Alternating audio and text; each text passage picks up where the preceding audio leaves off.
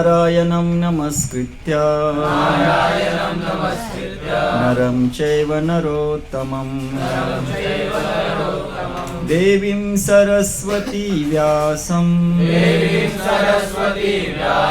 ततो जयमुदीरये नष्टप्रायेषु भद्रेषु नित्यं भागवत सेवया भगवती उत्तमा श्लोके भक्तिर्भवति नैष्टिकी कृष्णाय वासुदेवाय देवकी नंदनाय च नंदगोपकुमाराय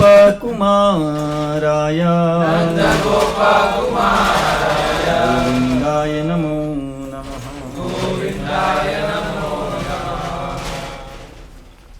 श्रीमद् भागवत स्कंद 7 अध्याय क्रमांक 6 और श्लोक क्रमांक है 2।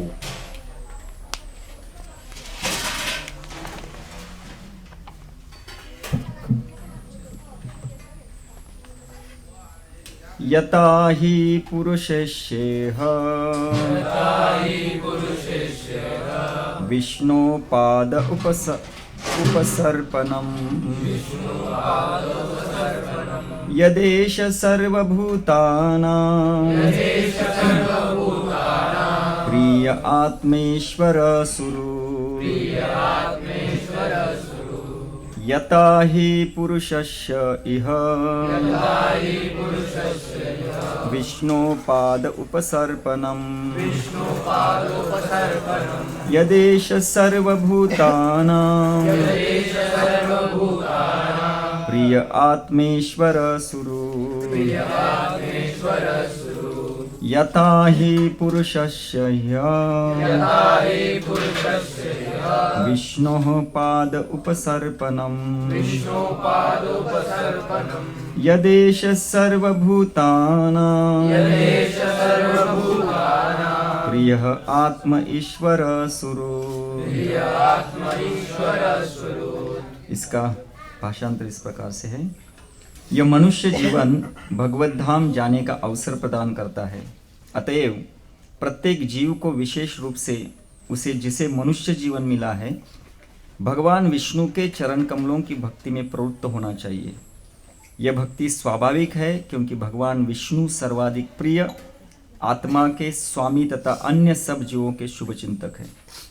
तात्पर्य, भगवद गीता में भगवान कहते हैं, भोक्ताराम यज्ञ तपसाम सर्वलोक महेश्वरम सुहृदम सर्वभूतानाम ज्ञात्वा माम शांति मुच्यति। साधु लोग मुझे समस्त यज्ञ तथा तपस्या का परम प्रयोजन, समस्त लोकों तथा देवताओं का परमेश्वर एवं समस्त जीवों का उपकारी तथा हितैषी जानकर भौतिक यातनाओं से शांति प्राप्त करते हैं। इन तथ्यों को कि भगवान विष्णु ही सारी सृष्टि के मालिक है, वे समस्त जीवों के सर्वश्रेष्ठ हितैषी तथा हर वस्तु के परम भोक्ता है, समझ लेने पर मनुष्य शांत तथा सुखी बनता है। इसी दिव्य सुख के लिए जीव ब्रह्मांड भर में नाना योनियों तथा विभिन्न लोकों में चक्कर लगाता रहता है, किंतु विष्णु के साथ अपने घनिष्ठ संबंध को भूल जाने के कारण उसे जन्म जन्मांतर कष्ट भोगना पड़ता है। अतएव मनुष्य जीवन में शिक्षा प्रणाली ऐसी होनी चाहिए कि मनुष्य ईश्वर या विष्णु के साथ अपने घनिष्ठ संबंध को समझ सके। प्रत्येक जीव का ईश्वर से घनिष्ठ संबंध होता है। अतएव मनुष्य को चाहिए कि वह शांत रस में भगवान का यशुगान करे या दास्य रस में दास की भांति विष्णु के नित्य संबंध स्थापित करके, या सख्य रस में मित्र की तरह, या वात्सल्य रस में माता पिता के रूप में, या माधुर्य रस में दाम्पत्य प्रेमी के रूप में रहे। ये सारे संबंध प्रेम के स्तर पर होते हैं। विष्णु हरेक के प्रेम के केंद्र है। अतएव हरेक का कर्तव्य है कि भगवान की प्रेम भक्ति में लगे। जैसा कि भगवान ने कहा है, एषामहं प्रियात्मा सुतस्य सखा गुरु सुहृद देवमिष्टम। किसी भी रूप में सही हम विष्णु से संबंधित है, जो परम प्रिय परमात्मा पुत्र मित्र तथा गुरु है। ईश्वर के साथ हमारा नित्य संबंध मनुष्य जीवन में पुनः जागृत हो सकता है और शिक्षा का लक्ष्य भी यही होना चाहिए। निसंदेह यही जीवन तथा शिक्षा की पूर्णता है। ओम अज्ञानतिमिरन्धस्य ज्ञानाञ्जनशलाकया चक्षुरुन्मिलितं येन तस्मै श्रीगुरवे नमः। श्रीचैतन्यमनोभीष्टं स्थापितं येन भूतले स्वयं रूपा कदा मह्यं ददाति स्वपदान्तिकम्।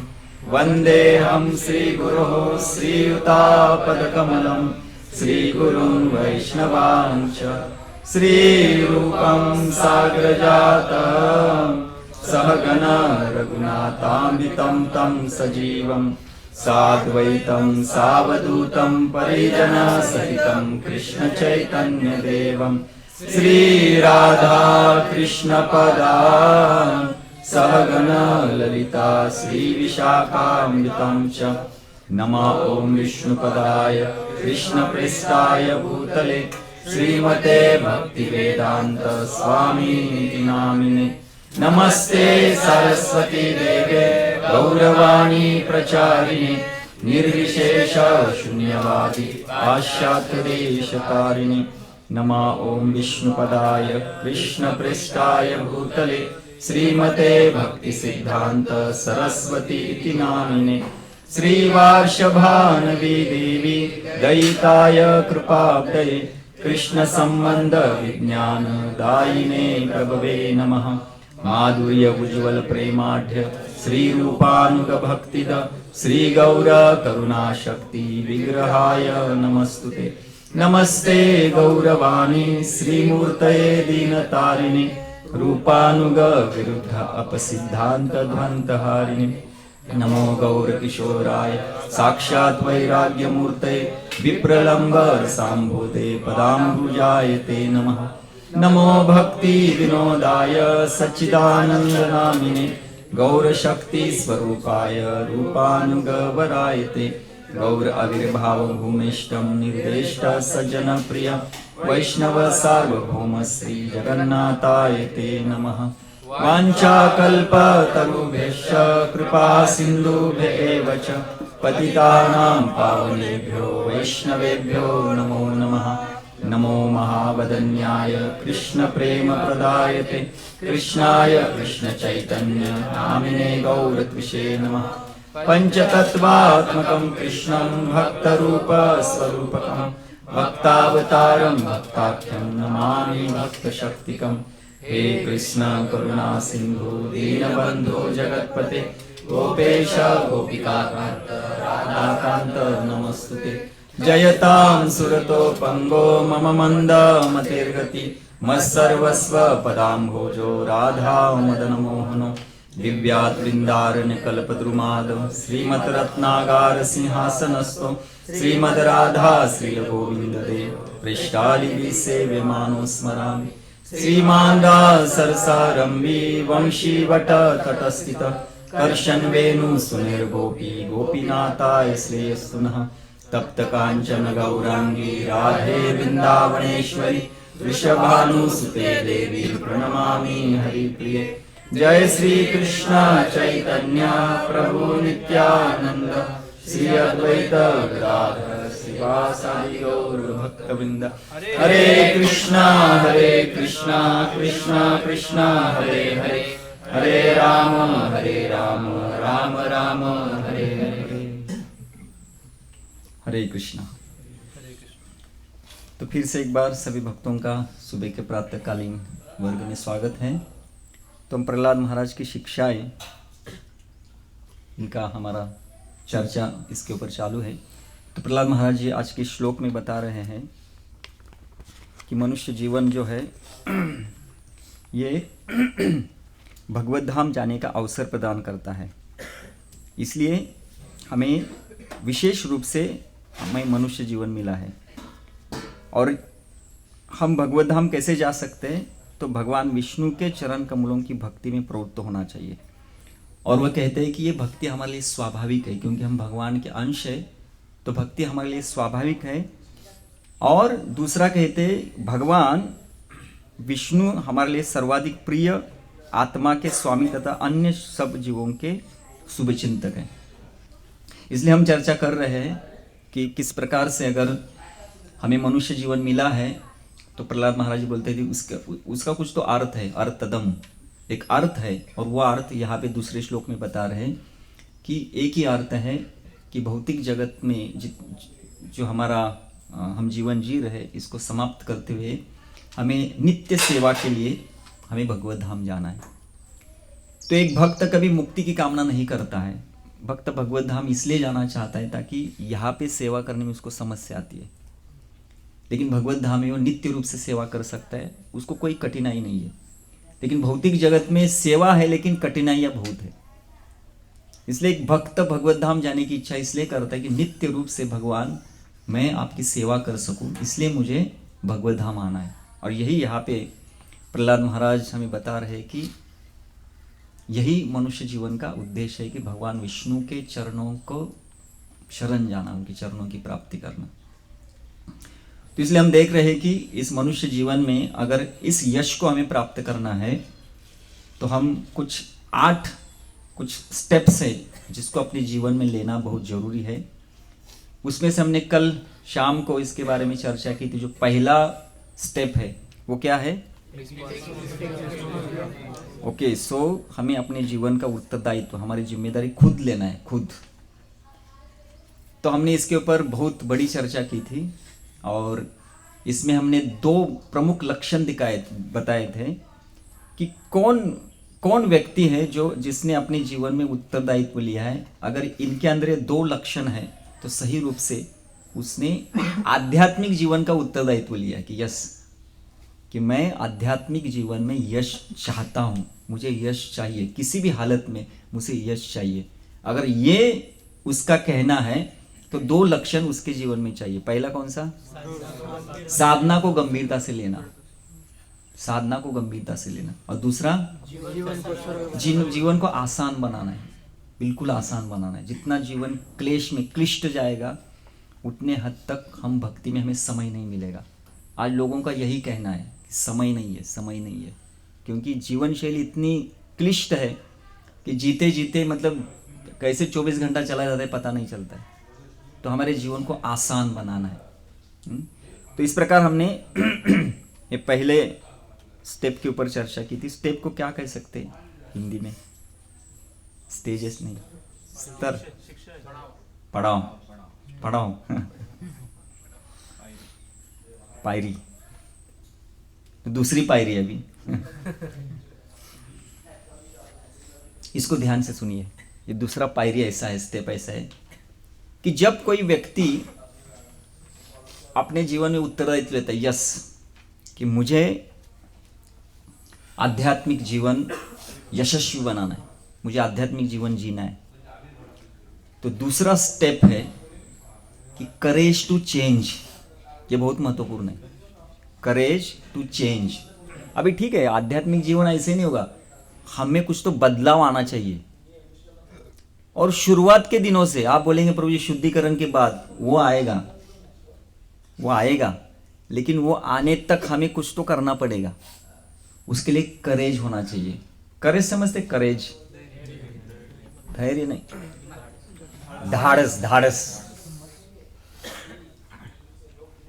इसलिए हमारे आचार्य कहते हैं कि जो धाड़सी है ना वही भक्ति करेगा। आप बोलेंगे प्रभु जी भक्ति में तो तृणादपि सुनीचे ना, ऐसा सिखाया जाता है। ये धाड़स की क्या जरूरत है? कौन बताए क्यों जरूरत है धाड़स? नियम के लिए। यस प्रभु। जब भक्ति में आते हैं तब आजू बाजू के लोग हमें बदलाव देख के थोड़े हमको खींचने का कोशिश करते हैं, या किधर खींचते हैं? बाधा निर्माण कर दें या तो हमको बोलते कि ऐसा मत करो। हमें जैसे जैसे बदलाव होते हैं वैसे वैसे हमको बोलते हैं कि तुम ये क्या कर रहे हो, ये गलत है, ऐसा वैसा। तो उनको जवाब देने का या उनकी तरफ इग्नोर करने का जवाब कैसे देने का? कि पता नहीं करते। उसमें करेज क्या है? वो बोलने को करेज ना। माया से लड़ना। कौन बोला माया से लड़ना? विशाल प्रभु आप तो कल लड़ाई कर रहे थे। सात्विक हिरण्यकशिपु जाते हैं। किधर है हमारे सात्विक हिरण्यकशिपु? क्या है भक्त के अंदर वो मतलब वो बोलते ना कि अभी वो भक्ति करते करते वो सत्वगुण आ जाता है, तो हिरण्यकशिपु का रोल भी सत्वगुण में होता है। नहीं है, ऐसा नहीं है। हाँ, यस। तो धाडस क्या चाहिए? धाडस सगळे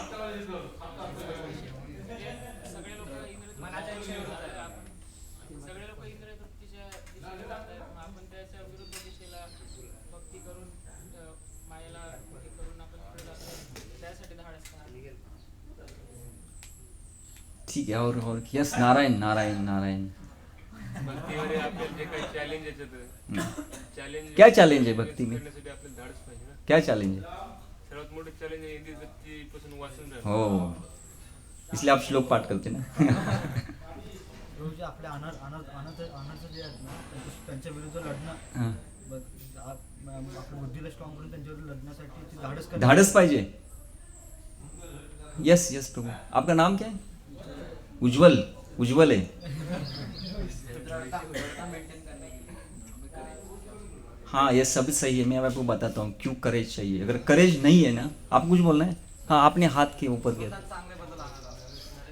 हाँ वही तो, लेकिन वो करेज क्या है? ओके, मैं बताता हूँ अभी आपको। मैं आपको एक उदाहरण देता हूँ, इसमें आपको करेज क्या है बताने का, ठीक है?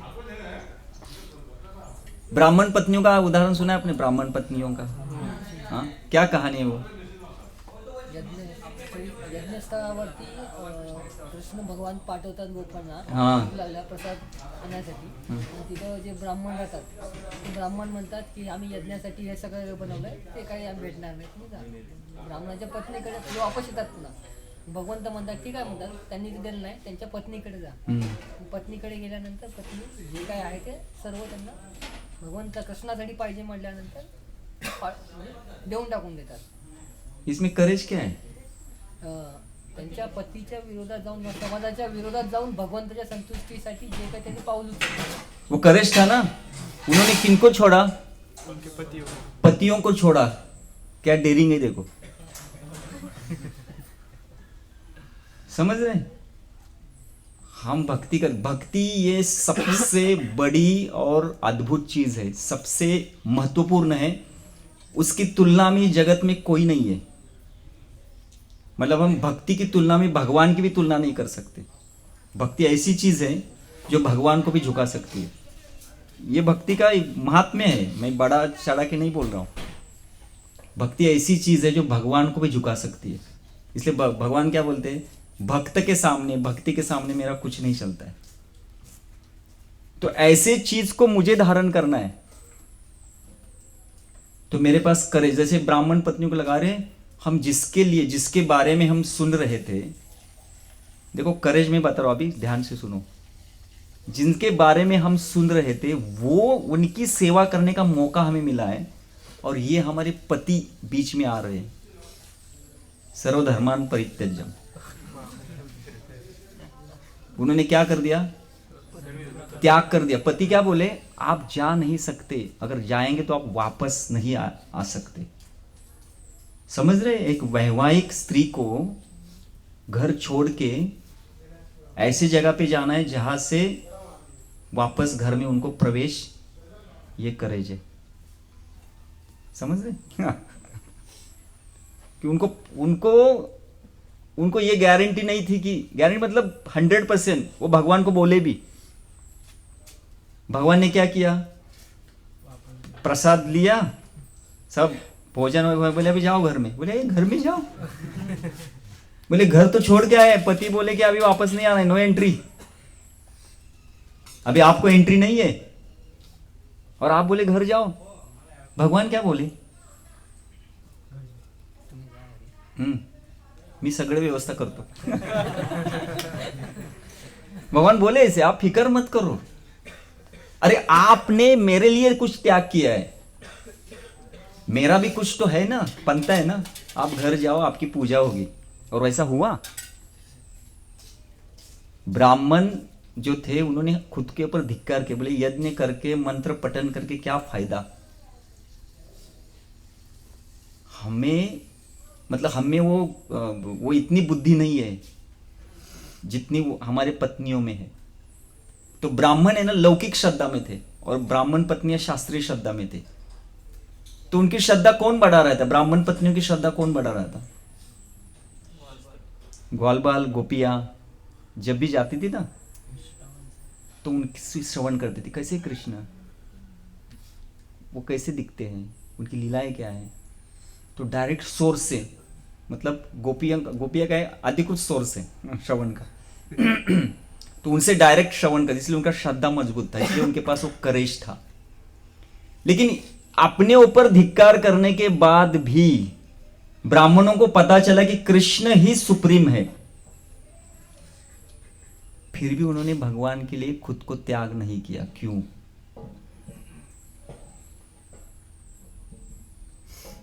वो नहीं गए उनको मिलने के लिए, उनको डर था। किसका डर था? कंस का डर था। तो ब्राह्मणों के पास करेज, पत्नियों के पास, इसलिए कृपा किसको मिली? वो इसलिए वो चाहिए करेज टू चेंज, हमारे पास वो धाड़स चाहिए कि कृष्ण प्राप्ति के लिए मैं कुछ भी त्याग करने के लिए तैयार हूं, कुछ भी, उसके लिए धाड़स होना चाहिए। प्रभु जी घरून विरोध आहे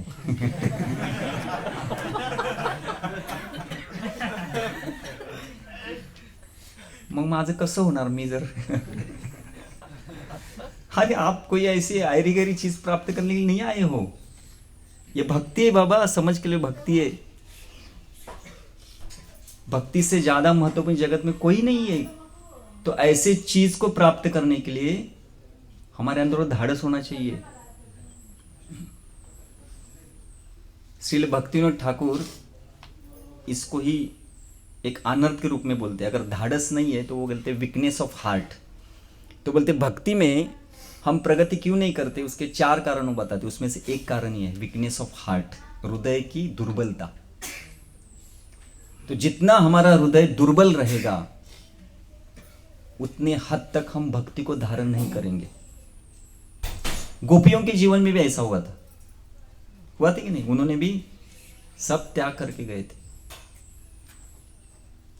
सब त्याग करके वो चले गए। बोले भगवान के लिए सब कुछ है। उन्होंने अपने पतियों को त्याग दिया, घर को सब त्याग दिया, बच्चों को त्याग दिया, भगवान उनका स्वीकार भी किया। तो कितना बड़ा करेज है।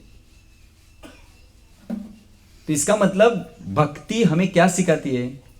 आपको कुछ ना कुछ तो त्याग करना पड़ेगा। तो आपको त्याग करना है, लेकिन हमें भगवान को त्याग नहीं करना है, भगवान का। समझ रहे हैं ना? लोग क्या करते हैं, अपने त्याग के लिए भगवान को ही त्याग देते हैं। बोलते कृष्ण नहीं है तो कृष्ण का ही त्याग करेंगे तो फिर प्रश्न ही नहीं उठता। भगवान के लिए सब कुछ त्याग करना पड़ता है। तो एक भगवान को ही त्याग दिया तो प्रश्न ही खत्म हो गया। इसलिए करेज चाहिए, करेज टू चेंज, दुर्बलता। अर्जुन को भगवान श्री कृष्ण दूसरे अध्याय में, अर्जुन पहले अध्याय में कुछ लक्षण बता रहे, कुछ कारण बता रहे। किसके कारण थे वो? युद्ध नहीं करूंगा मैं। तो भगवान ने शुरुआत कैसे की? अर्जुन के प्रश्न को उत्तर देने के लिए शुरुआत कैसे की? क्लेब्य मतलब क्या नपुंसक ना? हाँ, बोले इसको ही कहते वीकनेस ऑफ हार्ट। और अर्जुन क्या बोला? कार्पण्य दोषो। कार्पण्य मतलब क्या? हृदय, वीकनेस ऑफ हार्ट, उसको कार्पण्य को प्रोपात कहते, वीकनेस ऑफ हार्ट। तो जब व्यक्ति हार्ट से वीक रहता है, समझ रहे, हार्ट से वीक रहता है ना, वो धाड़स नहीं कर सकता, वो कभी धाड़सी नहीं हो सकता। इसलिए ये बहुत महत्वपूर्ण है कि हमारे अंदर भक्ति को स्वीकार करने के लिए, अगर मैंने उत्तरदायित्व लिया है तो मुझे बहुत कुछ करना पड़ेगा। समझ रहे? तो उसके लिए धाड़स चाहिए। ध्रुव महाराज का एक धाड़स था, करेज था। क्या था? ध्रुव महाराज ने भी करेज दिखाया, जंगलात गेले 5 वर्षे जास्त। और किसके साथ डिबेट कर रहे थे? नारद मुनि के साथ। और नारद मुनि बोले देखो आप मुझे मदद कर रहे कि नहीं करे, नहीं करे तो मेरे रास्ते से हट जाओ, मुझे जाना है। अब किसको बोल रहे वो? नारद मुनि को।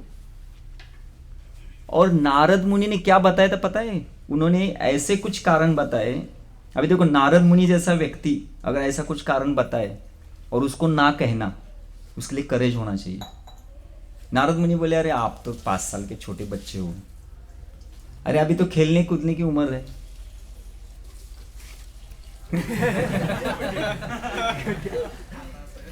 तो अभी खेलने के लिए जाओ, अरे बड़ा हो तब मेरे पास आना, मैं आपको सब कुछ सिखाऊंगा। ये क्या है, खेलकूद के समय पे ये भगवान की प्राप्ति करना है, भगवान की प्राप्ति करना। ध्रुव महाराज बोले नहीं। फिर नारद बोले अरे आप इतने खुद को अगर ज्ञानी समझते हो, आपको समझना चाहिए कि कर्म के हिसाब से हर एक के जीवन में सुख दुख आता है। वो कर्म का चक्कर है, समझो इसको। अगर आप खुद को अगर बच्चा नहीं मानते हो तो ज्ञानी हो, तो ज्ञान तो यही कहता है कि कर्म के हिसाब से हर एक के जीवन में सुख दुख आता है। तो इसको समझो, घर जाओ। फिर भी ध्रुव महाराज बोले नहीं। अभी तीसरा जो बताया ना वो बहुत हेवी था, सुनना है वो क्या है? हाँ। वो बोले देखो ध्रुव, अरे आप क्या भक्ति करोगे? जो बड़े बड़े योगी जन्म जन्म तक वो प्राप्त नहीं कर सकते, वो 5 साल की उम्र में आप क्या करोगे? ये बहुत हेवी स्टेटमेंट है, समझ रहे ना? कोई मेरे जैसा व्यक्ती अगर आपको बोलेगा अरे काय भक्ती करता तुम्हाला काय मिळणार आहे, मी जर म्हटलं तर तुम्ही कोण याल? बोले प्रभुजी म्हणालेत म्हणजे संपलं। ये नारद मुनि बोले, नारद मुनि ध्रुव को बोले कि अरे उदाहरण भी क्या दिया उन्होंने, ऋषि मुनि हजारों जन्म तक तप करने के बाद भी जिसको मिला नहीं उस चीज के लिए आप आए हो। ये बहुत ही हेवी स्टेटमेंट है। ये सुनने के बाद ध्रुव महाराज बोले देखो हे ऋषि श्रेष्ठ,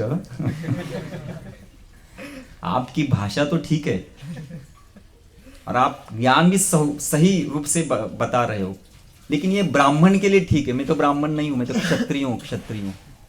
और माँ का जो शब्द है ना मेरे हृदय में भिड़ा हुआ है, इसलिए आप अगर मुझे मदद कर रहे हो तो करो, नहीं तो पीछे हटो, बाजू हटो, मुझे जाना है। समझ, इसको करेज चाहिए, करेज। और वही व्यक्ति टिक सकता है भक्ति में। नाही तर प्रभूजी हे असे म्हणतात आम्ही नाही करणार, उत्तर भारी असेल, प्रभूजी ते काय जमत नाही, प्रभूजी त्रास आहे ते। अरे करेज चाहिए बाबा, करेज। समझ रहे, करेज ये बहुत महत्वपूर्ण है। अगर मैंने अगर मेरे जीवन का उत्तरदायित्व लिया है तो मेरे जीवन में चेंज होना चाहिए। जो अनुकूल है उसको स्वीकार करना है, जो प्रतिकूल उसको वर्ज करना है। समझ रहे? तो जीवन जीने के लिए समाज, आपका परिवार, आपके कुछ इंद्रिया, ये आपको विरोध करेगी। माया, ये सब माया के ये है, पार्षद है, ये सब आपको विरोध करेंगे। लेकिन हमारे पास वो करेज चाहिए कहने के लिए कि नहीं, मुझे भक्ति करनी है ना हरीश प्रभु? तो कसं सांगू? क्या भक्त इतने नम्र होते हैं कि वो नम्र ही रहते हैं। लेकिन तुकाराम महाराज कहते हैं, उनका एक ये है क्या, मेना होनी मवामी वज्रा होनी कठिन।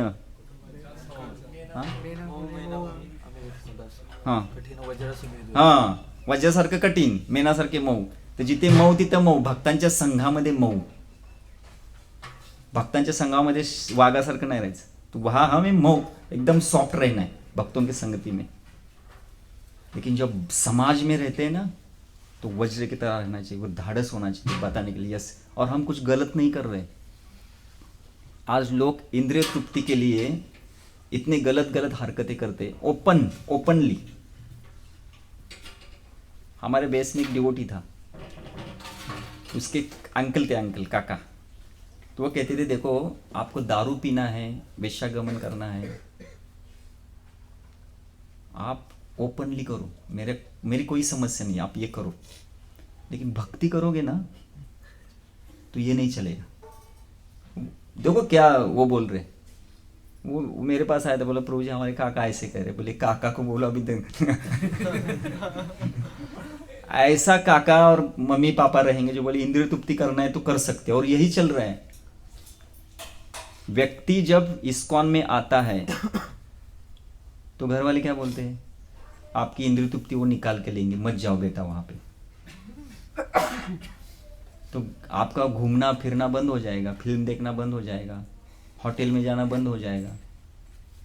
हमें तो हो खसकी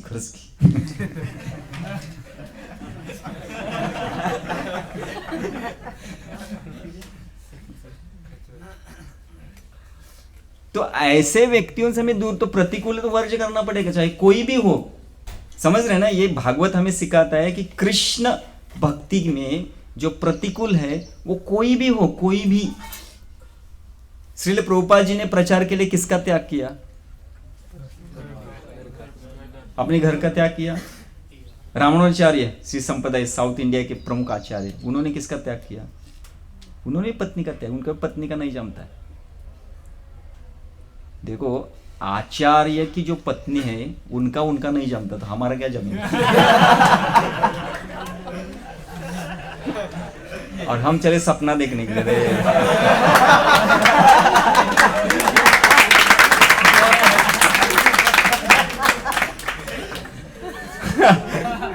अभी देखो ना, इतने महान आचार्य जो पूरे जगत को परिवर्तित किया। रामानुजाचार्य ने पूरे साउथ इंडिया का पूरा मतलब जो प्रचार है, पूरा जो जितने भी कुछ अपसंप्रदाय थे, हाँ, उनको सब नष्ट कर दिया और श्री संप्रदाय को स्थापित किया। ऐसे रामानुजाचार्य पत्नी में ट्रांसफॉर्मेशन नहीं ला सके। तो इससे हमें समझना है कि पत्नी बदलेगी नहीं। समझ रहे? प्रभुपाद जी जैसे आचार्य तू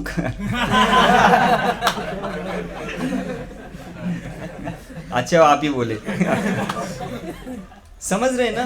तो करेज होना चाहिए। इसका मतलब ये नहीं, आप में से अगर किसी गृहस्थ जीवन में जाना है, बहुत से डिवोटी है जो मेरे पास आते, बोले प्रभु जी मैं ब्रह्मचारी नहीं बन सकता, मुझे गृहस्थ बनना है। बोले जाओ, नो प्रॉब्लम। लेकिन आपके वैवाहिक जीवन में, आपके आध्यात्मिक जीवन के बीच में आपकी पत्नी नहीं आनी चाहिए। वो मेरा वैयक्तिक, मेरा पर्सनल कनेक्शन है कृष्ण के साथ, उसमें कोई भी व्यक्ति बाधा नहीं डालना चाहिए। ऐसा हमारा जीवन, चाहे ब्रह्मचारी हो या गृहस्थ बनो, आश्रम कौन सा भी हो, लेकिन मेरा जो वैयक्तिक साधना क्या है, मेरा वैयक्तिक कनेक्शन है कृष्ण के साथ, वैयक्तिक है वो। इसलिए साधना, हम देखो, हम जब हरे कृष्ण महामंत्र कहते हैं तो हम कृष्ण के साथ है ना, भगवान के साथ है, हमारा वैयक्तिक रिलेशन है। तो उसके बीच में कोई नहीं आना चाहिए, कोई भी नहीं, किसी को भी हक नहीं देना चाहिए। चाहे कितना भी बड़ा व्यक्ति हो, उसने हमारे जीवन में कुछ भी किया हो। सबसे महत्वपूर्ण लोग क्या बोलते हैं, प्रभु जी माता पिता का क्या है? उन्होंने हमें जन्म दिया है। हाँ, उन्होंने जन्म दिया है, लेकिन सही में आप पुत्र कब बन सकते हो? पुत्र की व्याख्या क्या है?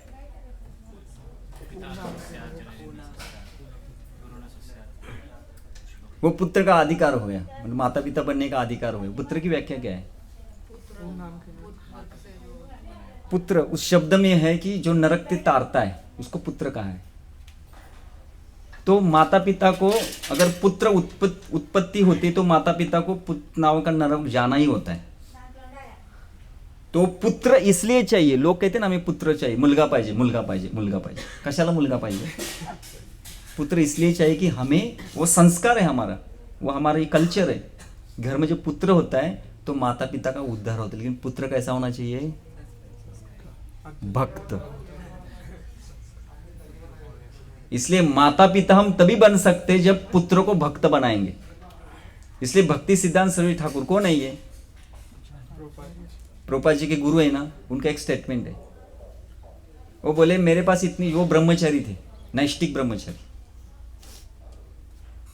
वो बोले कि मैं 1000 स्त्रियों के साथ विवाह करके हजारों पुत्रों को निर्माण कर सकता हूं, इतनी शक्ति है मुझ में, लेकिन क्या गारंटी है कि वो भक्त बनेंगे? इसलिए मैं शादी नहीं करूंगा। ये किसका स्टेटमेंट है? वो कौन है आपको पता है? उनको सिंह गुरु कहा जाता है। तो पुत्र को निर्माण करना कोई बड़ी बात नहीं है, लेकिन पुत्र को भक्त बनाना, खुद को भक्त बनाना कितना कठिन जा रहा है।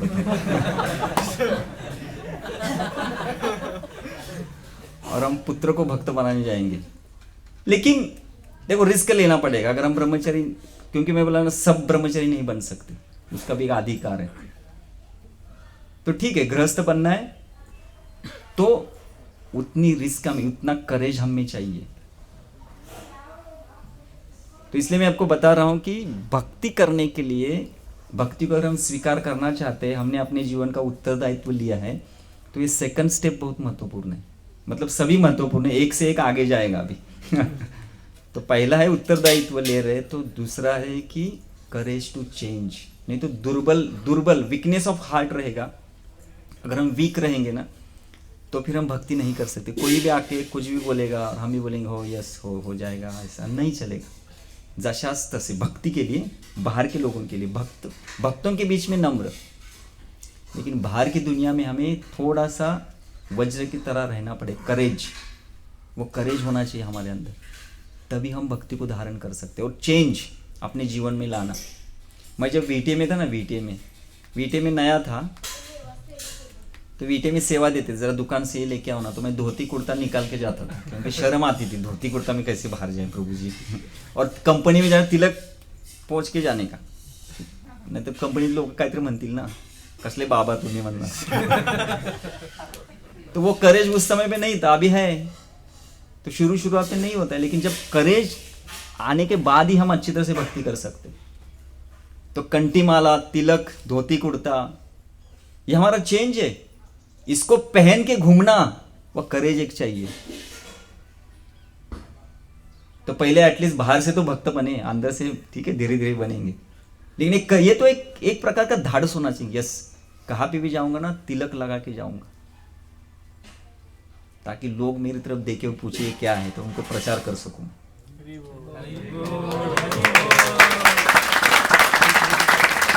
तो ये करेज होना चाहिए।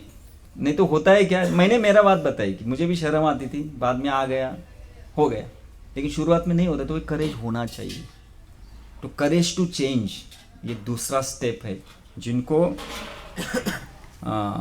अपने जीवन में भक्ति में जीवन का उत्तरदायित्व स्वीकार करना है, तो उनको ये दूसरा स्टेप भी लेना है कि अपने जीवन में उनको ये करेज, ये धाड़स होना चाहिए। तो अभी समझ में आया धाड़स, समझ में है ना? हाँ, तो धाड़सी व्यक्ति ही भक्ति कर सकता है।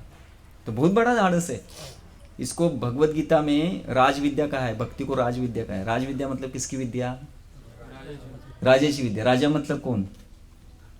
जिसका हृदय राजा जैसा है, बोलते ना, आयरा गैरेज काम नहीं है। आयरा गैरेज समझते ना? तो राजा जैसा होना चाहिए वो, रजोगुनी नहीं, धाड़सी। इसलिए राजविद्या, किंग, उसको राजविद्या मतलब सभी विद्याओं का राजा है। ऐसी विद्या को अगर मुझे धारण करना है, तो मेरे अंदर वो धाड़स, वो करेज होना ही चाहिए, तभी मैं उस भक्ति को धारण कर सकता हूं, नहीं तो नहीं। ठीक है, अभी ये करेज कैसे आएगा?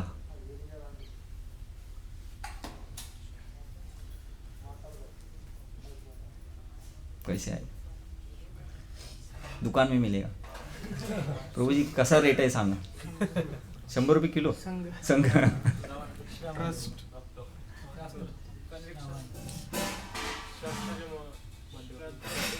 हाँ श्रद्धा जितनी बढ़ेगी उतना करे जाएगा। हाँ, तो श्रद्धा कैसे बढ़ाएंगे? हाँ, साधु संग, साधु संग, साधु संग सर्व शास्त्र कहे, लव मात्र साधु संग सर्व सिद्धि। साधु को वांछा कल्पतरु कहा है। तो साधु के अंदर जब करेज देखते, हमने 2 साधुओं का करेज, तीन का देखा, 3 का, भक्ति सिद्धांत सरस्वती ठाकुर, प्रभुपाद, रामानुजाचार्य। परम पूज्य राधानाथ स्वामी महाराज जी का जीवन पूरा करेज से भरा हुआ है। आप उनका जर्नी होम किसने पढ़ा है? जर्नी होम, अरे सबने पढ़ा है। हाँ, कैसा है धाड़स? अद्वितीय। तो इसलिए वो आचार्य है। और महाजन है ना गतास पंथ, हमें महाजनों का अनुगमन करना है। इसलिए करेज हमें साधु के संगति में मिलेगा। उनकी जब कथाएं सुनते हैं, उनके संगति में, उनके मुख से जब साधुओं की कथा सुनते, तो हमें वो करेज आता है, यस मुझे भी करना है, मैं भी भगवान के लिए कुछ भी त्याग करने के लिए तैयार हूँ। और ये होना ही भक्ति के लिए, भक्ति के लिए जो प्रतिकूल है उसको जेब में लेके नहीं घूम सकते, उसका त्याग ही करना पड़ता है, भले धीरे धीरे लेकिन त्याग ही करना पड़ेगा। तो उसके लिए करेज होना चाहिए। तो जीवन में भक्ति को धारण करने के लिए वो करेज की बहुत जरूरत है। करेज टू चेंज, जो भी चेंज मुझे लाना है मैं निश्चित रूप से लाऊंगा। इतना धाड़स अगर मेरे पास है तभी जाके मैं आध्यात्मिक जीवन में प्रगति कर सकता हूँ। तो ये सेकंड स्टेप है, करेज टू चेंज। तो इसके लिए किसी का कोई प्रश्न है क्या?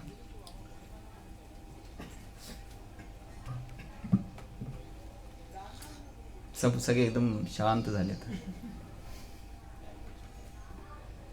सुनने के लिए भी करेज चाहिए।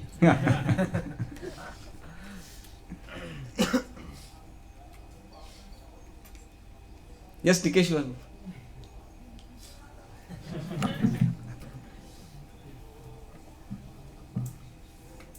तो समझ में आ गए ना?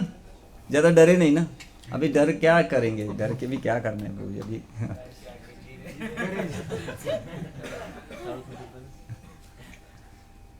ठीक है, तो तीसरा स्टेप देखेंगे फिर।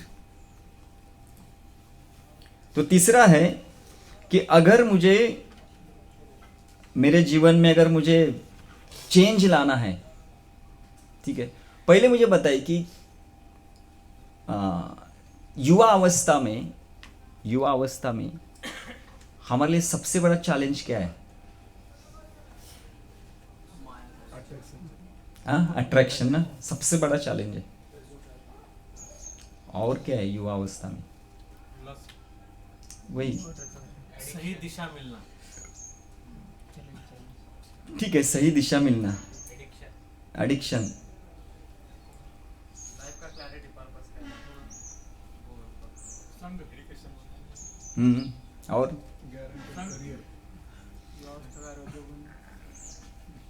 आप सब टाइटल दे रहे हैं, थोड़ा सा उसके अंदर जाके ऐसा कुछ बताइए। आजकल के युवा क्या कर रहे हैं? कोई भी युवा देखो, मतलब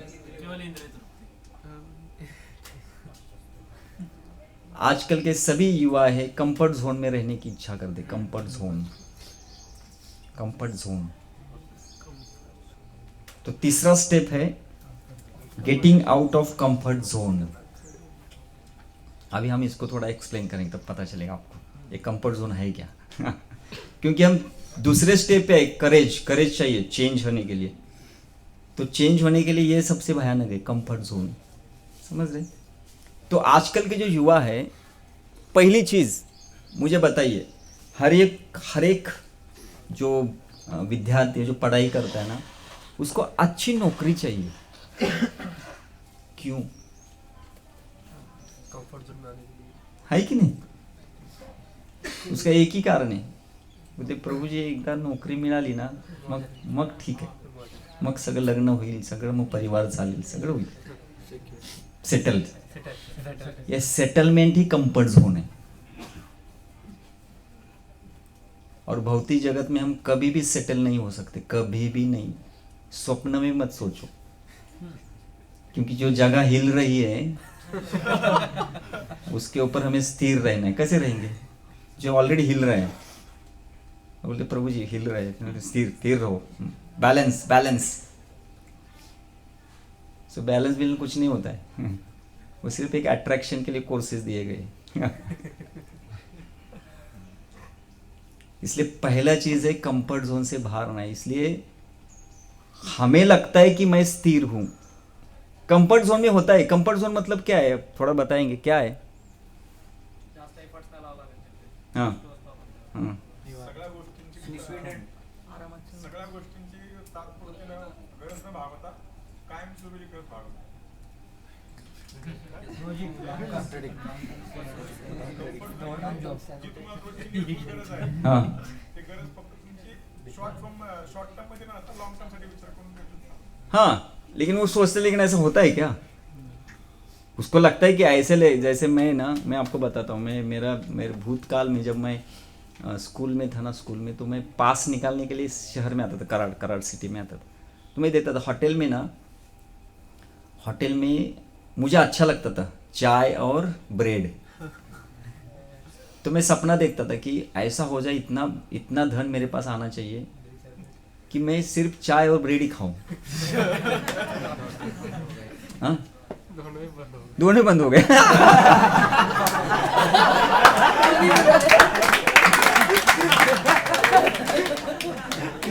तो कंफर्ट जोन मतलब क्या है? जैसे प्रभु जी ने बताया ना, कि मुझे लगता था कि ब्रेड और चाय मतलब जीवन का सब मिल गया, क्योंकि उस समय पे वो उतनी परिपक्व नहीं थे। हमें लगता था वो थोड़ा सा इंद्रिय तृप्ति बस मुझे खुश कर देगी।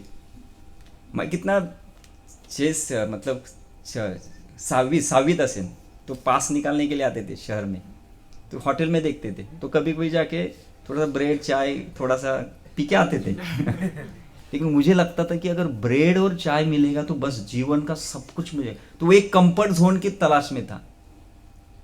लेकिन अभी पता है वो चाय और ब्रेड मतलब भौतिकवादी व्यक्ति के लिए भी वो सुख नहीं है, तो आध्यात्मवादी को तो छोड़ो। तो इस तरह से हम सोचते हैं कि कुछ तो कंफर्ट मुझे मिले, मतलब हमारी इंद्रिय तृप्ति पूरी हो जाए और ज्यादा क्लेश नहीं होनी चाहिए। समझ रहे? भक्ति की शुरुआत क्लेश से होती है, शुरुआत ही क्लेश से होती है। कैसे? सुबह 4:30 बजे। तो प्रभु जी हमारी नींद क्यों चुरा रहे हैं वो? शुरुआत है ना क्लेश से, क्योंकि किसी को भी भौतिक जगत में सबसे बड़ा कंफर्ट जोन है वो है सुबह सोना 9 बजे तक। त्याला मराठीत साखर झोप म्हणतात बस। और आपको पता है भागवत में एक जगह पे लिखा है, मुझे वो एग्जैक्ट तात्पर्य पता नहीं है, लेकिन लस से ज्यादा स्लीप भयानक ऐसा कहा गया है। हाँ हाँ हाँ, एक तात्पर्य में प्रभुपाद लिखते हैं, बोलते कि लस से ज्यादा स्लीप भयानक है।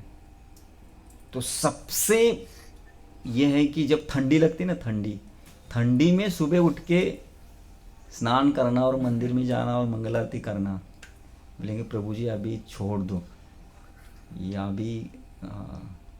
अभी ठंडी होने के बाद देखेंगे। मुझे बताओ ना, आप थोड़ा सा उस वातावरण में जाओ जो जब सुबह का वातावरण होता है, जो अलार्म बजता है, तो क्या स्थिति होती है हमारी? वो अलार्म की तरफ मुचकुन की तरफ देखते हैं ऐसे।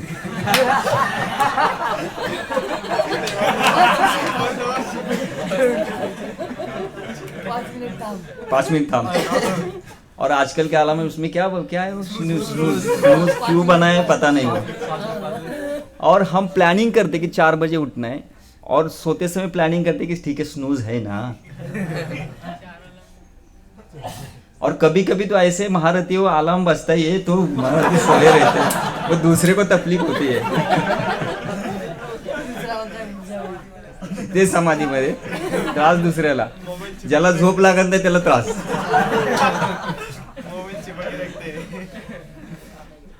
तो समझ रहे? तो सबसे बड़ा कंफर्ट जोन हमारा वो है सुबह की नींद। इसलिए जिसने अपने जीवन का उत्तरदायित्व लिया है, जो बोलता है मेरे अंदर वो करेज है, समझ रहे ना? अगर मेरे अंदर वो करेज है तो मुझे पहला धाड़स क्या करना पड़ेगा? यस, तो पहला कंफर्ट जोन तोड़ना पड़ेगा। और ये भयानक है। इसलिए किसका लास्ट जन्म हो सकता है पता है? जो हैप्पीली फोर्सफुली नहीं, हैप्पीली मॉर्निंग प्रोग्राम अटेंड कर, हैप्पीली, नियम के तौर पे नहीं, या कोई बता रहा है इसलिए नहीं, हैप्पीली उसको उसके जीवन का लक्ष्य पता चला है बस। अभी वो बोलेगा कि नो कॉम्प्रोमाइज, बताने की जरूरत नहीं प्रभु जी, अभी नो कॉम्प्रोमाइज। तो वो सबसे बड़ा कंफर्ट जोन है हमारे लिए। बाकी ठीक है, बाकी दिन में चलते हैं, दिन में हमारे पास मतलब उतनी शक्ति रहेगी नहीं जो वो है, लेकिन सबसे नींद के कंफर्ट जोन से बाहर आना। इसलिए जीव जागो का है। जीव जब हम सोते हैं ना तो एक प्रकार का मृत्यु है हमारे लिए। इसलिए ज्यादा सोना ये सबसे भयानक है, सबसे भयानक। इसलिए प्रभुपाद कहते थे, एक तात्पर्य में प्रभुपाद बोलते हैं वो 14वें अध्याय में भगवद गीता के, जो तमोगुणी लोग हैं ना कितना घंटा सोते? 12 घंटा, 12 घंटा सोते। तो कितना कंफर्ट जोन है। और उनको अगर बोलेंगे कि 6 घंटा ही सोना है, देखो लोग बोलेंगे हमें सोने के लिए हम 6 घंटा सो जाए, लेकिन सुबह उठने को मत बोलिए बस। ये सुबह का समय है ना प्रभु, आज तक मतलब कुछ ऐसे विरले लोग हैं जो हैप्पीली उठ रहे हैं। भक्तों को भी तकलीफ होता है, वो बोला ना कि अभी क्या करे, समस्या मतलब जो बेस में रहते अभी क्या नियम है, मंदिर में नियम है, घर में रहते तो बोलते ठीक है कभी किया कभी ना किया। और सबसे बड़ा कंफर्ट जोन है वो माँ का प्यार। बाळा का अक्षय प्रभू बाळा तू उठून काय करणार आहे, एवढं लवकर उठून कसं, तुला तू झोप झोप झोप। ध्रुव महाराज तपस्या में यशस्वी कब बने पता है? उनकी माता बोली मेरा प्रेम इसके बीच में नहीं आना है, इसलिए अपने से दूर भेजा उनको।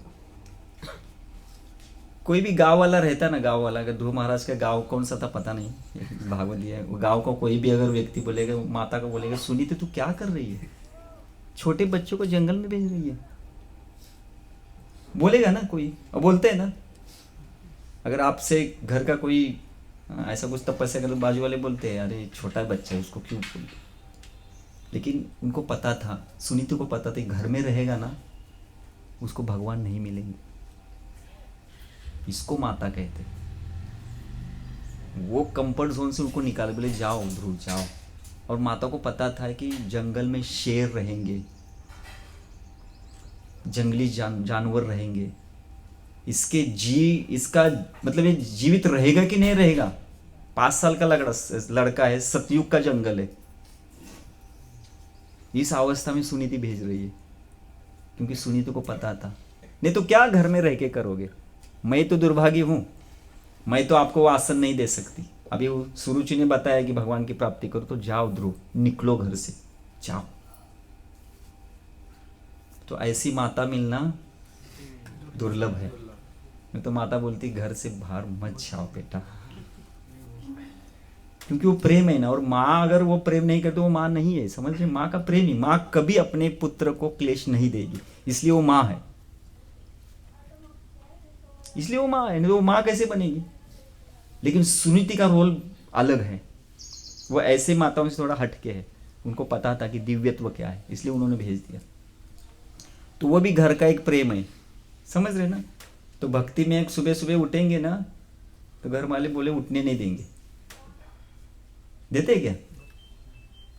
तो उस जोन को भी तोड़ना है। कभी कभी ना बच्चे आते हैं ना, उनको क्या बोलते, फैमिली सिकनेस, उतना फैमिली के प्रति इतना अटैचमेंट होता है ना, तो फैमिली के बिना रहना उसके लिए मुश्किल हो जाता है। तो बचपन से अगर उसको खुशी खुशी में उसको बढ़ाया है तो फिर उस कंफर्ट जोन से बाहर निकल के हॉस्टल लाइफ में जीना बहुत मुश्किल हो जाता है। और ऐसा हॉस्टल लाइफ ठीक है, हॉस्टल लाइफ में तो हम कितने दिन तक भी सोच सकते, इतने समय तक। लेकिन वो अगर बेस में आया है, मंदिर में आया है, तो पहले क्या बोलेंगे, पापा सुबह उठना पड़ेगा। सबसे कठिन है ये, सबसे कठिन है। आध्यात्मिक जीवन में सब कुछ हो सकता है, सिर्फ ये करो, क्या करो, सुबह उठो बस, बाकी सब कुछ हो जाएगा। क्योंकि बाकी सब कुछ करने के लिए आपके पास संग है, ये उठने के लिए हम मानते नहीं, संग का भी नहीं मानते होते ना। वो उठने आएगा तो बोले यार क्यों उठा रहे, तू छोड़ने दो ना, तू भी सो जा, मुझे भी सोने दो। और कभी कभी हमारा अलार्म बजता है और हम बाजू में देखकर वो सोए तो मैं क्यों उठूं, मैं भी सो जाता। तो आध्यात्मिक जीवन में सबसे बड़ा कंफर्ट जोन है जो है सुबह की नींद। जिसने इसमें यश मिला है, जिसको इसमें यश मिला है ना, वो आध्यात्मिक जीवन में प्रगति कर सकता है। बाकी सब कुछ होगा, जब भी होगा सब कुछ होगा, सब होगा, लेकिन ये करने में बहुत कठिन है। क्योंकि माया है ना, तमोगुण हमें ऊपर से दबाता है कि नहीं। सुबह उठते समय कुछ तो ऐसी चीज है जो वो दबाती है, बुलडोजर का है कुछ तो है वो दबाती है। वो सबसे बड़ा, इस कंफर्ट जोन से हमें बाहर निकलना है। अगर इससे हम बाहर निकलेंगे, निश्चित रूप से हम आध्यात्म में प्रगति करेंगे। तो ये 3 बताए। पहला है taking responsibility of our life, दूसरा है हाँ, तो रिस्पॉन्सिबिलिटी एक एक कनेक्शन में चल रहा है, स्किप कोई भी नहीं, कोई स्टेप बोले कि हम छलांग लगा के जाएंगे, नहीं, गिर जाओगे बाबा।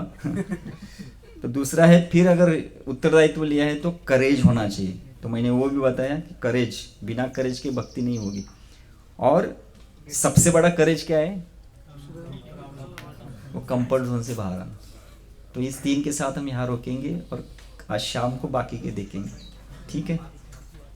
अभी हमारे पास समय नहीं है, क्वेश्चन आंसर हम शाम को लेंगे अगर कुछ रहेंगे तो, ठीक है? हरे कृष्णा। जय श्रील प्रभुपाद की जय, ग्रंथराज श्रीमद् भागवतम की जय।